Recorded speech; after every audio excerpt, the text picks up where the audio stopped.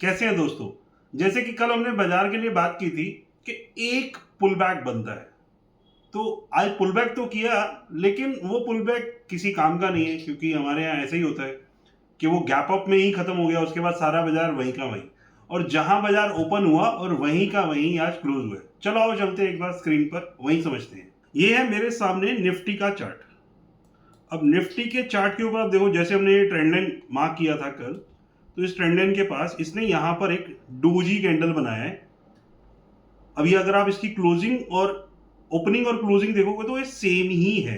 यहाँ पे थोड़ा सा इंटरेस्टिंग है, अलग अलग लेवल पे मैं चेक करता हूँ। जैसे वीकली चार्ट पे अगर हम देखें ना, तो देखो ये प्रॉपर इसी ट्रेंड लाइन से ये सपोर्ट कर रहा है। अगर ये इस रेजिस्टेंस से ऊपर ट्रेड करता है इस वीक के अंदर, तो मान के चलो कि ये फिर इसका ये एरिया बन जाएगा, है ना। ये उसके बाद अगर हम चलते हैं 15 मिनट के चार्ट पर, 15 मिनट के चार्ट के ऊपर अगर आप देखोगे तो इसने सारा दिन सेम वही टाइम पास किया। ओपनिंग यहाँ हुई, ओपन होने के बाद वहीं का वहीं, जहाँ ओपनिंग हुई वहीं क्लोजिंग, है ना। तो ये लेवल्स इसके बाद यहाँ पर हमने मार्क किया था, लेकिन ये यहाँ पर ट्रेड किया है। तो आप कल के लिए एक बार मार्क कर देते हैं लेवल्स। अगर ये यहाँ से क्रॉस करता है तो उसके बाद इसके अंदर जो फर्स्ट जो बनता है, ये उसके बाद अगला टारगेट, मतलब मान के चलो इस तरीके से बाकी के आपको लेवल्स आपको नजर आ ही रहे हैं। अगर ये गलती से इसके नीचे आ जाता है तो ये फिर नीचे आएगा ही आएगा। मतलब आज का जो लो है ना, वो बहुत इंपॉर्टेंट है। फिर ये यहां पर गैप फिल करेगा। अगर इस लेवल को तोड़ देता है, मतलब जो 24,000 का जो लेवल है उसको तोड़ने के बाद, तो मतलब बुरा ही होने वाला है। हम ये फिर मानेंगे कि ये जो आज जो हुआ वो बाजार के अंदर, मतलब जो पिछले दिनों से गिरावट आ रही थी उसका एक पुल बैक हुआ है, और उसके बाद वो अपने ट्रेंड को कंटिन्यू कर रहा है। इसके बाद हम चलते हैं बैंक निफ्टी। बैंक निफ्टी के डेली चार्ट पर देखोगे तो इसमें तो मतलब निफ्टी वही सेम है, तो वही डोजी वाला एक सिस्टम ही है। जहां ओपन हुआ वहीं क्लोज हुआ ये भी। अब इसके वीकली चार्ट को अगर हम देखें तो ये भी सिमिलर काइंड ऑफ सपोर्ट ले रहा है। ये ट्रेंड लाइन बहुत पुराना है, जब ये कोविड के समय से जो भी ये चल रहा था। यहाँ पर ये देखो, कोविड के समय से ये ट्रेंड लाइन को मैंने यहाँ से ऐसे मार्क किया है। मैंने इसे हटाया नहीं, शायद कहीं ना कहीं काम आएगा। तो अभी हम चलते हैं एक बार डेली चार्ट पर। डेली चार्ट पर अभी सेम ही लेवल है, यहाँ पर कोई लेवल्स को मार्क करने का ऐसा कुछ बनता नहीं है। 15 मिनट्स के चार्ट पर चलते हैं। 15 मिनट्स के चार्ट के ऊपर ये देखो लेवल ऑलरेडी मार्क्ड ही है। अगर ये इसको ब्रेक करता है तो ये अपना वही, अब ये यहाँ तक आ जाएगा अपना, अपने गैप को फिल करने के लिए। अगर इसके बाद यहाँ से क्रॉस करता है तो उसके बाद जो नेक्स्ट जो बनता है इसका,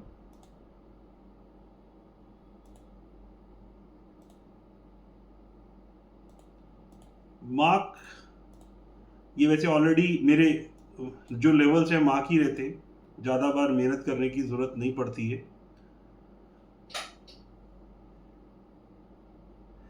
इसके अलावा मार्केट के अंदर दो न्यूज़ ज़बरदस्त कल से लेके आज तक रही। एक तो रही क्रिप्टो और गोल्ड, क्योंकि वो यूएस की तरफ से ही उसका इम्पैक्ट आया है। क्योंकि वहां पर उन्होंने जो बॉन्ड्स हैं वो खुद ही अपने बाय कर रहे हैं, जो पहले $2 बिलियन के थे, उसके बाद उनको उन्होंने $4 बिलियन का कर दिया। जिसकी वजह से हुआ क्या कि बॉन्ड मार्केट में लिक्विडिटी बढ़ी। लिक्विडिटी बढ़ने से बॉन्ड यील्ड नीचे आ गया। बॉन्ड यील्ड नीचे आया तो डॉलर के ऊपर प्रेशर आया, और डॉलर के ऊपर प्रेशर आने का मतलब क्या है, गोल्ड और सिल्वर को सपोर्ट मिल गया। गोल्ड और सिल्वर को सपोर्ट मिलने के बाद ये उसके बाद जो फाइनली हुआ क्यों है, बॉन्ड यील्ड नीचे, उसके बाद डॉलर के ऊपर प्रेशर, फिर उसके बाद लिक्विडिटी का जो सेंटीमेंट्स हैं वो पॉजिटिव की तरफ गए। उसके बाद वहां पर जो लोग शॉर्ट करके बैठे थे क्रिप्टोज में, वो वहां पर ट्रैप हो गए। उसी की वजह से ये पूरा का पूरा जो पुल बैक हो गया एक किस्म से। हमने इसके बारे में कल भी बात की थी, और मैंने आपको लेवल भी मार्क करवाए थे कि अगर वो लेवल्स पे क्रॉस करता है तो उसके बाद वो ऊपर जाएगा। और चलते हैं एक बार उसी के ऊपर, स्क्रीन के ऊपर देखते हैं। ये देखो क्या जबरदस्त, क्या जबरदस्त। मैंने वैसे बताया था अगर आप इसको 4 आवर के चार्ट पर भी ट्रेड करते हो तो देखो मैंने ये देखो एक 4 आवर यहाँ पर बिल्कुल 1:1 का तो आ ही चुका है टारगेट, और जबरदस्त है। अब इसके नेक्स्ट जो लेवल रहेंगे वो यहाँ तक आने वाले समय में ये जा सकता है, मतलब 2500 के अराउंड, 24,000, 2445। अगर ये इसको क्रॉस करता है ना तो समझोगे ट्रेंड रिवर्सल हो गया, क्योंकि अगर आप इसके वीकली चार्ट पर जाते हो ना तो देखो आप यहाँ पर ये यहाँ से बिल्कुल ट्रेंड रिवर्सल के वो साइन बन जाएंगे। सेम इसके अलावा अगर हम बात करें बीटीसी का भी ये लेवल है। यहाँ पर मैंने इसको रेजिस्टेंस एज अ मार्क इसलिए किया हुआ है क्योंकि यहाँ पर इसने ये सपोर्ट लिया था, उसके बाद ऊपर तो गया था लेकिन यहाँ से फेल्ड हो गया। हम इसको मानेंगे तो ऊपर ही ये यहाँ से इसको चेंज हो जाएगा ये, और ये एक बाइंग एरिया बन जाएगा। डेली चार्ट के ऊपर चलते हैं। आज भी इसके अंदर जबरदस्त मूव है, 3.5% अभी तक ऊपर जा चुका है। अगर इसके ऊपर भी किसी ने 4 घंटे के ऊपर टाइम फ्रेम के ऊपर अगर किसी ने ट्रेड किया है तो अच्छा प्रॉफिट। अगर किसी ने ट्रेड किया था कमेंट बॉक्स में जरूर बताना कि आपको ये एनालिसिस पसंद आया था, नहीं आया था, उसको फ़ायदा लिया नहीं लिया। अगर हम इसके बाद बात करें क्रूड ऑयल की, क्रूड ऑयल के अंदर भी ना देखो आज अच्छा खासा मूव है। क्रूड ऑयल के अंदर 3.25% के लगभग मतलब मूव है। अब मेरे को यहाँ पर जो डर लग रहा है ना वो एक जो मुझे हजम नहीं हो रहा, जो मुझे अच्छा नहीं लग रहा है, या मतलब मानो कि ये बाजार बुलिश की तरफ जाएगा नहीं जाएगा, आई डाउट, मुझे समझ नहीं आ रहा। ये एक अलग तरीके का मार्केट इस समय कह सकते हैं, क्योंकि यहाँ से तो बाजार ऊपर जाता है तो शॉर्ट कवरिंग आएगी, या फिर नीचे आता है तो वो ट्रेंड को कंटिन्यू करता है। यहाँ पर देखो अगर आप इंडिया विक्स के चार्ट को देखोगे ना तो ये लगातार नीचे गिर रहा है।